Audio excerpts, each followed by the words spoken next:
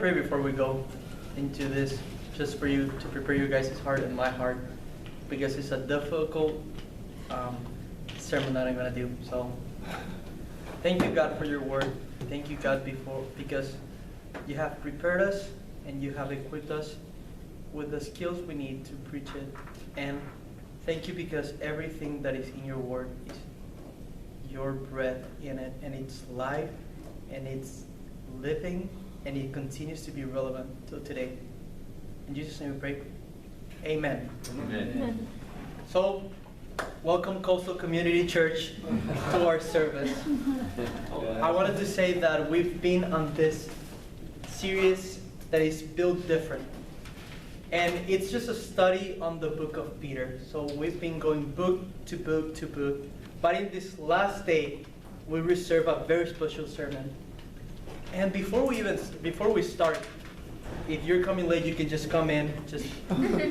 Before we start, I wanted to tell you guys a story. Come with me to 6th grade. I was in 6th grade. And guys, I swear this story is real, and this really happened to me. It was a normal day in school, and I was walking through the stairs, and then out of nowhere, I see like a stick in the fire alarm. And in my head, was like, who did this? Who is so dumb to put a stick in the fire alarm? And to give you some context, me and Jonathan were classmates at this point. We went together to the school that was at the church. If you guys didn't know, our church was a really big church where we had a high school, we have middle school, we have kindergarten, we have the whole offices of the church. Our church had around 200 people working there. We had around 700 students in total at the school. So there was a lot of people in the building. So I had the great idea of save the moment, and I just took the stick out of the fire alarm. The first thing that I noticed when I took the stick is like the whole thing just fell off, and the fire alarm started sounding. And I don't know if you guys been, and I don't know if you guys been in these situations where all these people start freaking out because there was not something announced, nobody was expecting the fire alarm to go on. So we will see kindergarten kids running, they were crying. We will see people from the church coming down, we'll see the pastors coming out. Thankfully, the lead pastor was not that day at the church. He didn't come out, but we all have to meet in the parking lot. And I just remember, to be honest, I was laughing. I thought it was hilarious. Like, it was not on purpose. I was not planning to do that, but it just happened, and it was funny to see everybody crying and freaking out. So, as I'm seeing this, we come back up. They searched the whole place. There was no fire. And when we go up, they were checking the cameras to see what happened, what fire alarm was turned on.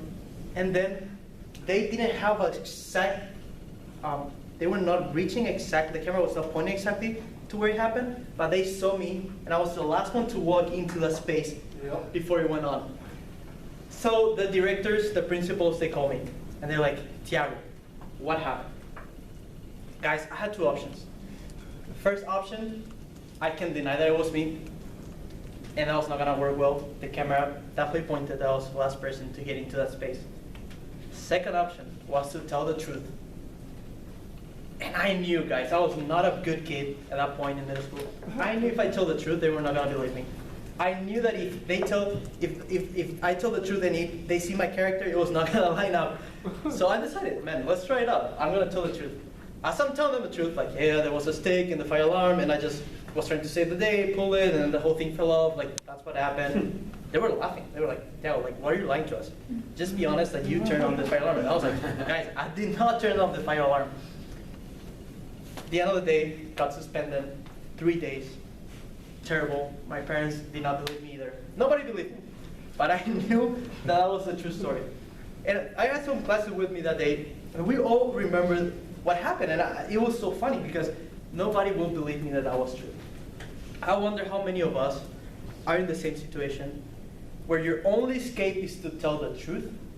The only way you have is to tell the truth, but you don't know how people are gonna feel about it. And you don't know how the truth is gonna sit. So, well, that's the situation that I am right now today. I'm gonna be preaching about something that is the truth. And I'm gonna do it in the most graceful way, but I just wanna tell you, I don't know how it's gonna sit. So I hope it sits in the best way. Here in Coastal Community, we don't write our own sermons. So if you guys are gonna complain to anyone, you can complain to Dr. Ehler and Juana that picked this sermon for me. They wrote it, every single word. So if you're gonna, I can give you their emails and you guys can complain to them. So don't blame me. The passage that we're gonna be talking about is found in the book of Peter. And before we jump in, let me give you some context about the book of Peter. Peter is writing to the church of Asia Minor. There was 5 churches there, and these churches were being persecuted by probably the worst emperor to ever exist and the worst emperor to ever kill Christians. These Christians were put on a post on their backyard and lit it on fire, and he would say like, that's the lining of my backyard. So it was a crazy situation that they were dealing with. So in all of this stress, in 1 Peter 3, 1-7, we find this specific passage that is talking about wives and husbands. Let me be clear again. It's talking about wives and husbands. So let me read it. Likewise, wife, be subjected to your own husbands, so that even if some do not obey the word, they might be won without a word by the conduct of their wives. When they see your respectful and pure conduct, do not let your adorning be external, the braiding of hair and putting other gold jewelry or clothing you wear, but let your adorning be the hidden person of your heart, with the imperishable beauty of gentle and a quiet spirit, which in God's sight is very precious. For this is how the holy women who hope in God used to adorn themselves, by submitting to their own husbands. As Sarah obeyed Abraham, calling him Lord, and you are her children, if you do good and do not fear anything that is frightened. Likewise, husbands, live with your wife in an understanding way, showing honor to the woman as the weaker vessel, since they are heirs with you of the grace of life, so that your prayers may not be hindered. What I'm going to do here is we're going to go through verses 1-6, separating them in 3 different subjects. And then at the end, we're going to go through verse 7, when he speaks to the husband. So let's go first, and let's just jump right in. In verses 1 and 2, we see Peter talking about a different behavior. Remember, our whole sermon series is about build different. And the first thing that we see here is that Peter is calling them to a different behavior. Peter begins by saying likewise. This is interesting to me. Why are you saying likewise? If we read before, Peter is talking about us submitting, the people submitting to the leaders that God appointed over us.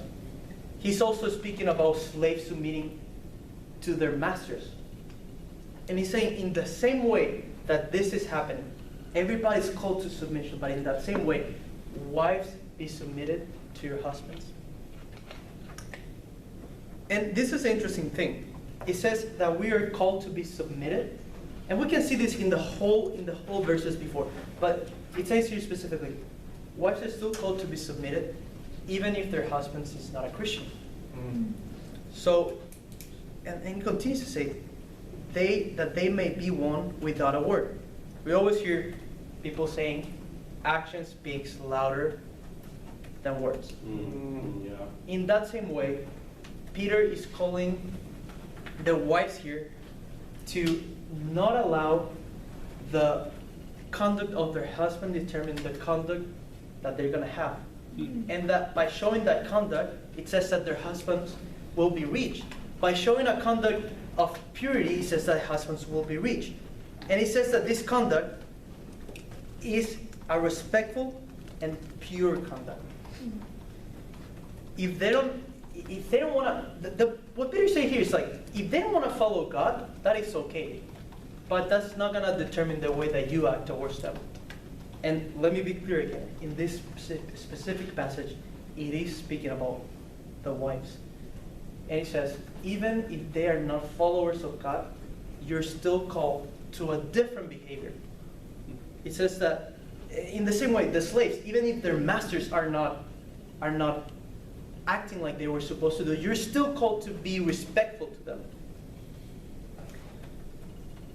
The second point that we're going to go is a different focus. Verses 3 and 4, it's speaking about, and let me read again, do not let your adorning be external, the braiding of hair and the putting of gold jewelry, and the clothing you wear, but let your adorning be hidden, be the hidden person of the heart with the imperishable beauty of a gentle and quiet spirit, which is in God's sight very precious. And we're going to stay here for a second. The beauty of a woman shouldn't be found in something that is perishable. Your body is perishable. This thing that you're wearing right now, and the clothing you're wearing, it's perishable. It's going to go through time. How many years have you been married, Dr. Ehler? 34? 34. Do you still look the same way that you looked when you were 21? Not exactly. Not exactly. No, I don't believe that. In that same way, guys, whatever we wear on the outside, it's perishable. It's perishable beauty. But it says that we should try to reach out to the imperishable beauty. And the imperishable beauty is the beauty that is on the inside. On the other hand, I'll ask Dr. Ehler again. Dr. Ehler, how much beautiful do you think your wife got on the inside? And how much wiser do you think your wife got on the inside with the pass of the years? Great, but she still looks good on the outside, too. She still, yeah, exactly. Exactly, we all agree on that. But it's saying that the imperishable beauty that will never change is the beauty of the inside. And as it continues, it says like, this is the beauty of a gentle and quiet spirit. And I was talking to one of my friends today. She was going to get a tattoo that says gentle. And I was talking to her, I was like, hey, like, do you know about this? Gentleness in the Greek word is commonly described as the strength under control. And it's so interesting. Listen to this.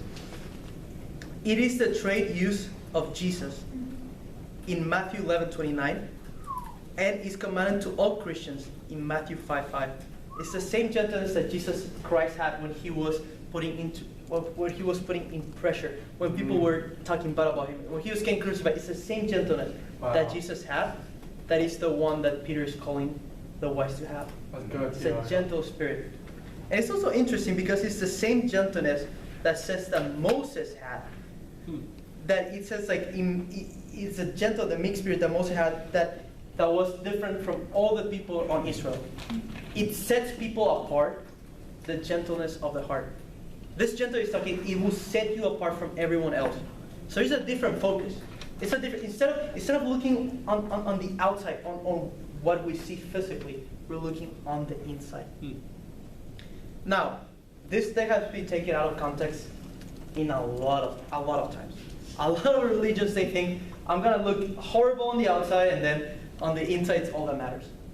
The interesting thing about this is like the connotation that he's using here, it's not a not but it's a not only. It's not saying that you shouldn't be looking or trying to look beautiful on the outside, because it is something that God gave us. We have to take care. You see Dr. Ehler, he exercises. You see, Dr. Ehler, how many bike miles do you do every day? How much do you run? 10 or 15 or whatever, every day bike. And you're doing that to take care of your physical body, which is still important. But there's the imperishable beauty to that is, it's not a not only, but it's not a not but it's a not only. Not only the outside should look beautiful, but also the inside. And it has been taken out of context for a lot of people. And I just want to say, if girls and guys, you should look beautiful on the outside too. If you can take care of your body, you should still look beautiful on the outside. Yep. Now, men, I'm talking to us now. Uh-oh. Talk to him. We should do better. We should do better. Because it says here that it's a delight on God's side, the beauty of the inside of the woman. But we live in a culture where the outside sometimes is more worship than the inside. And we're talking, and God is telling here, women, like, take care of your inside more than you do of your outside. But then, like, men, we're just caring more about the outside. Shouldn't we have the same eyes that God has to look in the inside of the woman, to look in the inside of what God created them to be? We should do better. We should definitely do better on that. Now, verses 5 and 6, it talks about a different life model. We talk about different behavior. We talk about a different focus. And the third one is a different life model. It says on verses 5 and 6, "For this is how the holy women who hope in God used to adorn themselves, by submitting to their own husband. As Sarah obeyed Abraham, calling him Lord, and you are her children, if you do good and do not fear anything that is frightening." Different life model. Listen, Peter is not telling here women to call your husbands Lord or Master. This is not what he's saying. It was a normal expectation. What he's saying that here is, you should treat your husbands with respect. Let me read Ephesians 5:33. It says, "So again, each man must love his wife as he loves himself, and the wife must respect their husbands." Men and women receive love differently. And for wives, an important part of your calling is to respect your husbands and to respect the headship that God gave them. Peter says that we shouldn't fear anything, that the wife shouldn't fear anything. And this is an interesting thing for me. What is the fear that we're against? Maybe it's the fear of what people would say if we treat men like this. Maybe it's the fear of the society standards nowadays. But women, wives, are called to live godly, have this gentle spirit, and don't yield to the fear of social position or the fear of all of this, but out of obedience to Christ, listen to what Peter is saying here. Treat your husbands with respect. Be submitted to the headship that God gave them. Now, in verse 7, we're going to talk about the husbands now. And he says on verse 7, "Likewise, husbands, live with your wives in an understanding way, showing honor to the woman as the weaker vessel, seeing they are heirs with you of the grace of life, so that your prayers may not be hindered." First, notice the word "likewise" again. It's still submission. It says, husbands, in the same way. It's talking about submission again. We can notice that the husbands still have to be submitted to something. It's not only the wife that has to be submitted to something. And this is the interesting part for me. God called the wives to be submitted to the husband's headship, but he never told the husband to act like the head. The head of the husband is Christ. The head that we're called to follow is Christ. So in the same way that the wife is submitted to the headship of the husband is submitted to the headship of God. And it's just a whole roller coaster of submission and submission. Everyone is called to submit to each other. But let me repeat that again. The wives are called to be submitted to the headship of the husbands, but the husbands are never called to act like the head. It continued to say, it calls the women the weaker vessel. And this is an interesting thing for me, because a lot of people think the weaker vessel means that they're physically weaker.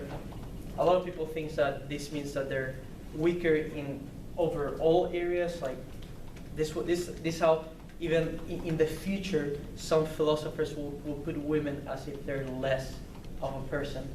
And we've seen this through history. But this is not the weaker vessel that Peter is referring here. And let me tell a story of this. There was a 13-year-old. He's from Argentina. He traveled to Barcelona. And this is a guy that they say that he was like, he was very short, but he might be a prodigy.